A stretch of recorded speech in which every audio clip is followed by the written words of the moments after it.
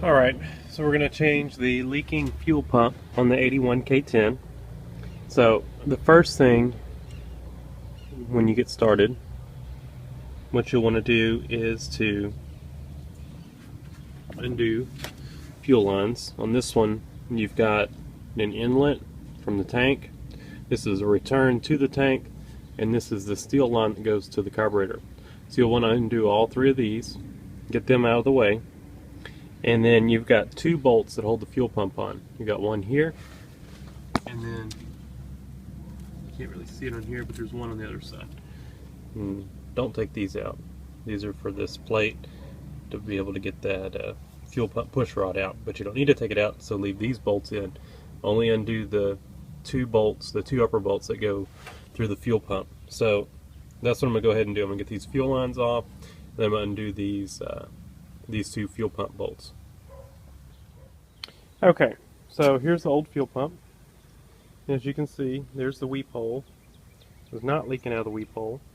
So the diaphragm was still intact, but I guess it wasn't. Maybe it was deteriorating around where it's crimped together, or maybe it's not crimped tight enough, but you don't really want to take a risk on it, so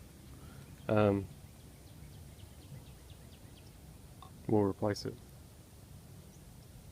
Some oil coming out there.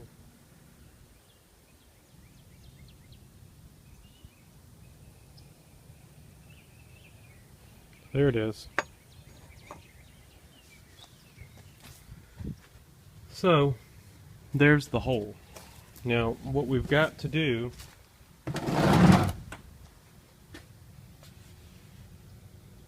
see that rod? We've got to get it pushed back up in there, and we'll take like a I'll probably show you better. Let's see. There we go. So this one's not going to have the rod in it, but I can easily show you. So this is where your fuel pump will bolt up to, and normally you would have this plate that goes around it that covers this bottom. You take that plate off so you can get the rod out. We don't need to get the rod out. We just need to get the rod up. So there's this bolt hole right here that you can unthread this bolt, and it goes through to where this rod goes in. I don't think I have one of those rods handy. But what it does, you can put a longer bolt through here, take this one out, put a longer one in, or start a longer one in, push the rod up, and then snug this down to where it's just touching the rod, the fuel pump rod, so that it holds it in place. Put your fuel pump in, take the long bolt out, put your short one in, and the rod will fall back down. So you could do that, or what you can do, you can get like a hacksaw blade or something thin. You can get in here, get under that rod, push it up, then put your fuel pump on and put your bolts in. And we're going to try it that way first, just because normally you can do that and it's quicker and easier than doing the bolt. So let's see if we can do it that way. Okay, so before we can put the new fuel pump on, make sure to clean up where it bolts to the block. Make sure there's no gasket material left on there, and I've already done all that. And then, for whatever reason, it came with two gaskets. I think they're both identical. Yep. So just use one. We're going to put, I like this Aviation Type 3 Prime Seal Gasket Sealant, Type 3 Aviation. I like this stuff to help gaskets stick very thick and goopy.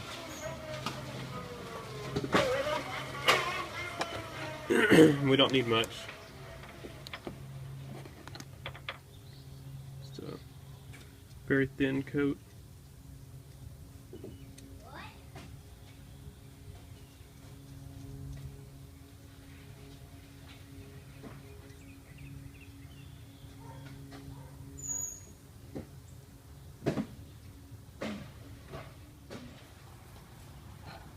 To get a thin coat, got interrupted by a phone call. A thin coat on, put the gasket on, kind of helps it hold it in place. Get our bolts, start them through.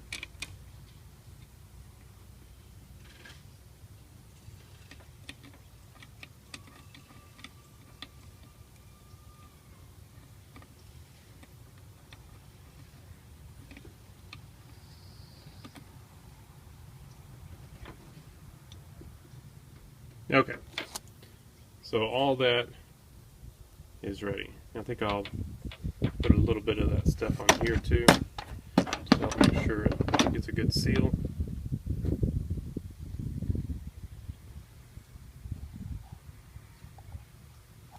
Just a little bit.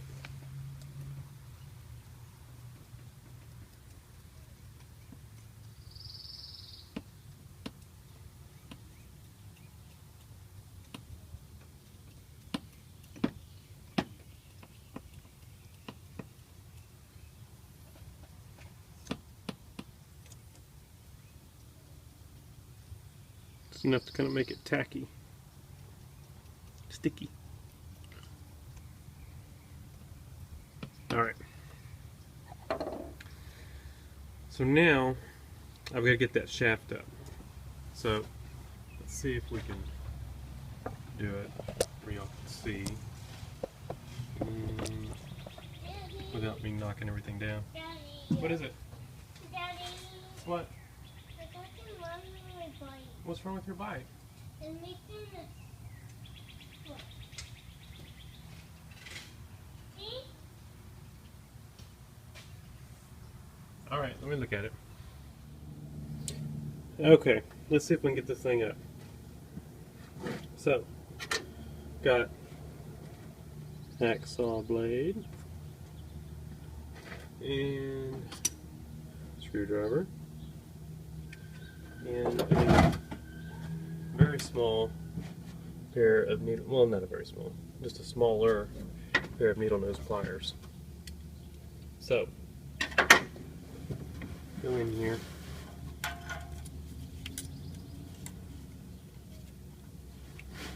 It's going up.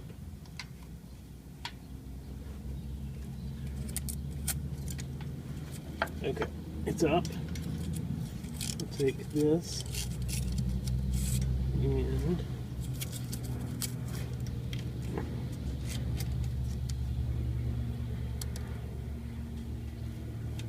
okay, so that's underneath it now. And it can drop if it wants, because that's in place. And that'll lift it up. Now, what we don't know now is if the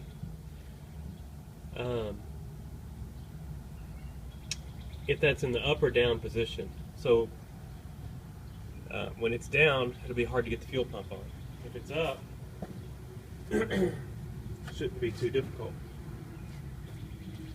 But we don't know, so we're just going to try it, see if we can get it on in the position that it's in. If not, we'll have to turn the engine over a little bit.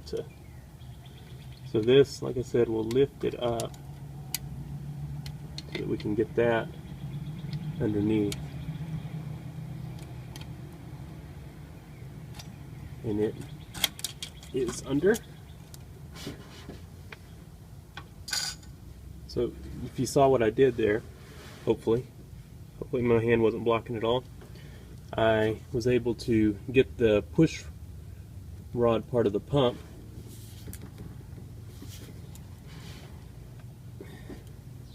and it is down. but we got it under. We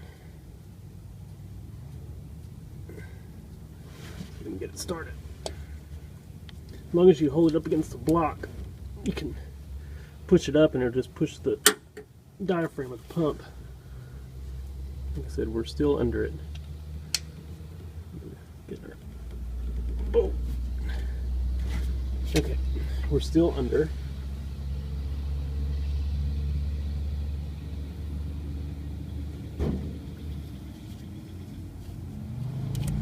This cable's in the way. I hope you can see.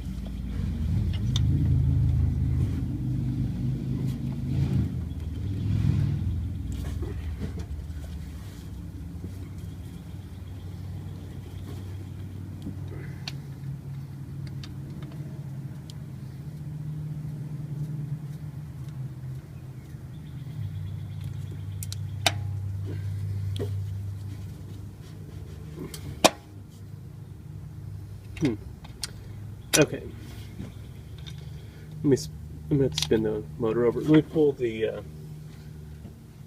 wire off the coil because I want to start.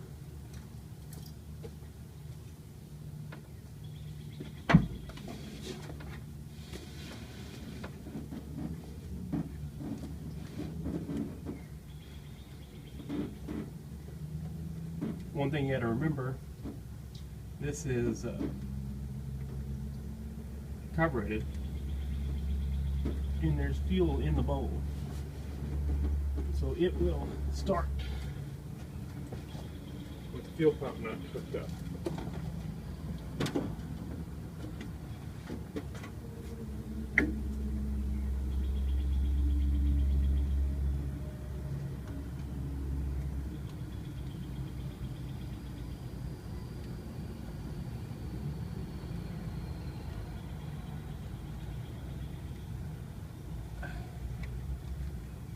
Wire's difficult to undo.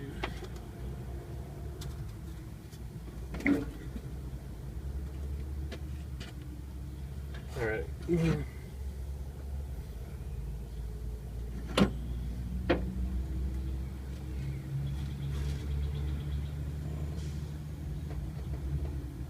Let me see if I can bump it without it starting.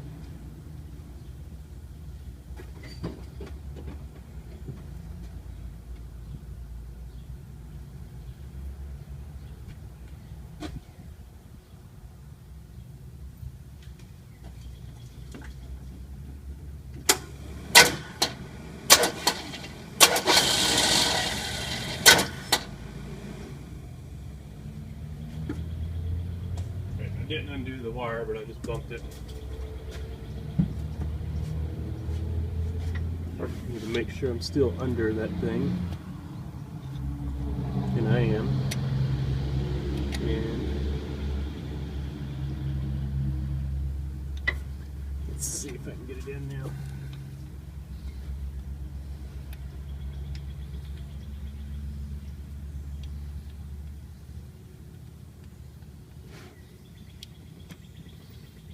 Nope. We are still under it. I can see down in there.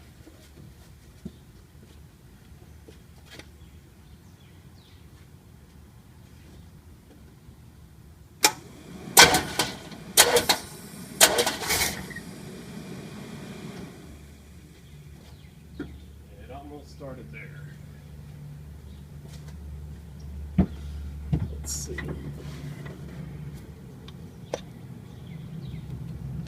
Oh man, it went too far.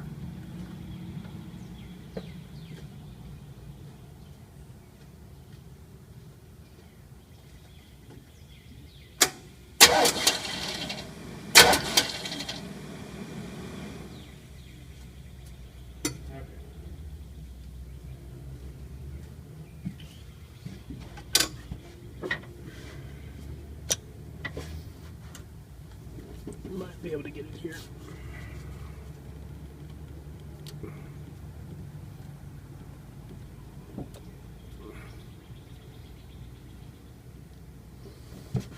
Okay, I've got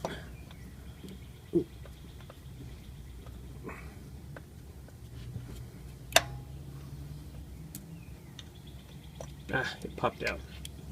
Popped out from underneath it.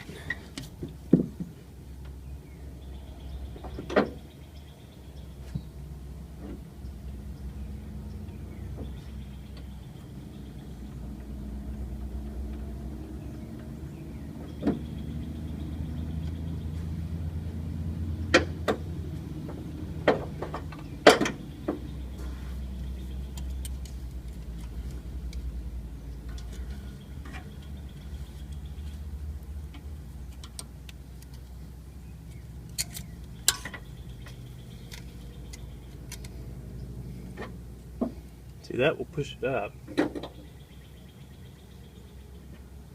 And then we just slide this under the, I hope y'all can see.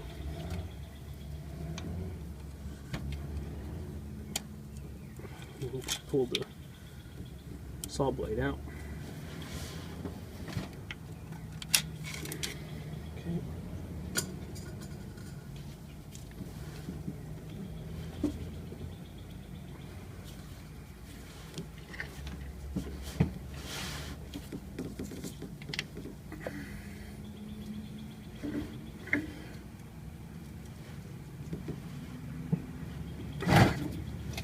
Problem is gasket.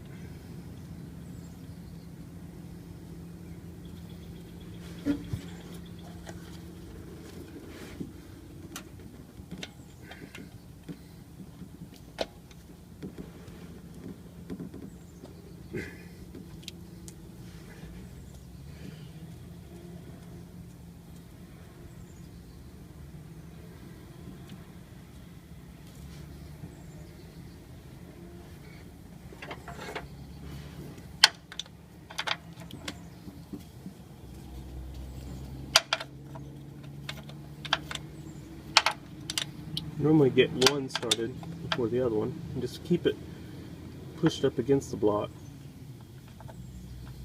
I got one started. Make sure my gasket's in place, and just keep it pushed up against the block.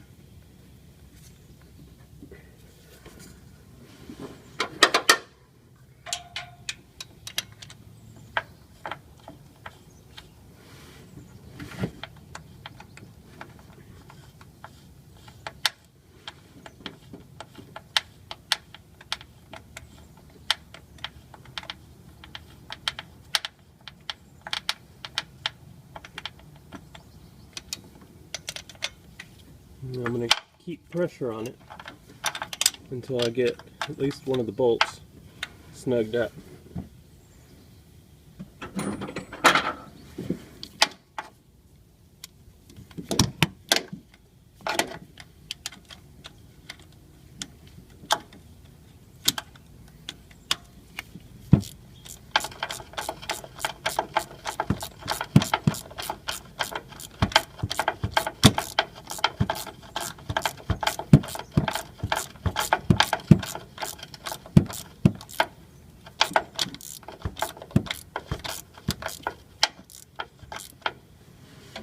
Okay.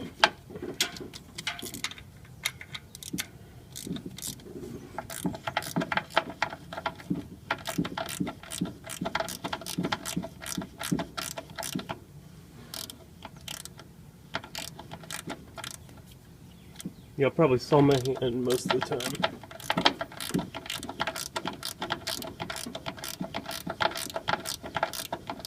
There's not much room to work right there. Just make sure you got your gasket on straight.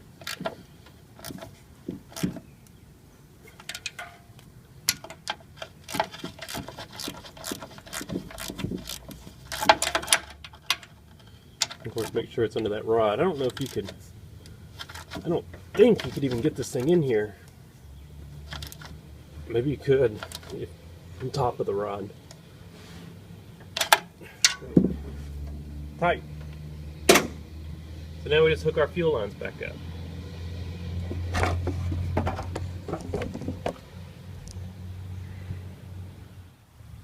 And just, you know, one reason why I didn't use the bolt, I'll give you a couple reasons. One, this works pretty dang easy. Two, that bolt is not the easiest thing to get to. It is right there. So it's right behind the fuel line, and it's right behind this radiator hose. And you got to get a longer bolt in there. So with a longer bolt, you got to pretty much use a boxed-in wrench. I guess you use a ratchet wrench to get in there because you don't have room for a ratchet with a socket and a longer bolt. So that's why. And then two, like I was having to, bump the motor over to get that shaft to go up a little bit so I could get the fuel pump on. I would have had to loosen that bolt off because you don't want to, if the cam tried to push that shaft down, and you have that bolt on there, it's going to score up the shaft. You'd have to loosen off that bolt, bump the starter, then get the shaft back up, tighten the bolt back down. Whereas, once you can set the fuel pump in there and let as long as the fuel pump's sitting in there and the shaft's, on top of that plunger, there's no need to hold the shaft up there anymore. Because it's where it needs to be. So that's the reason. So when we get these fuel lines tightened up. Okay. Fuel lines hooked up. I don't really like that spring clamp on the return line, so I may pull that back off and replace it with the hose clamp. We'll see. One thing you want to do when you're pull this off. One thing you want to get if you're doing automotive stuff very often is, I've got a set of standard and metric. You don't need, super fancy snap-on. The Harbor Freight seemed to work fine for me, and makes stuff like that fuel line, which is 5/8. It's pretty tight, or it was pretty tight when I took it off, and with the open-end wrench I probably would have started to round it off. So this helps keep from doing that, and then brake lines, all kinds of stuff that they come in handy for. So good thing to have. So let's start it up. We'll see if that's going to leak. See if the return line's going to leak. This was a Delphi pump. So hopefully it'll hold up. That one probably had 4,000 or 5,000 miles on it, but it's probably 8 years old. So it's been on this motor for like 8 years. I guess I rebuilt this motor about 7-8 years ago, but it's got like 5,000 miles on it. So when I rebuilt it and I put it in the Blazer there, of course it never got street driven, and I never finished working on it because I needed a front drive shaft for it and just miscellaneous pieces, so never finished it. The guy who I got it from never got me the title on it. He had lost it and kind of gave up on that project, so pulled the motor out, put it in the truck, and 8 years later, after rebuilding it, it's driving down the road with about 5,000 miles on it now. So let's start it up. Oh, so that fuel pump, I kind of went off on a rabbit trail there. That fuel pump was new when I put it on.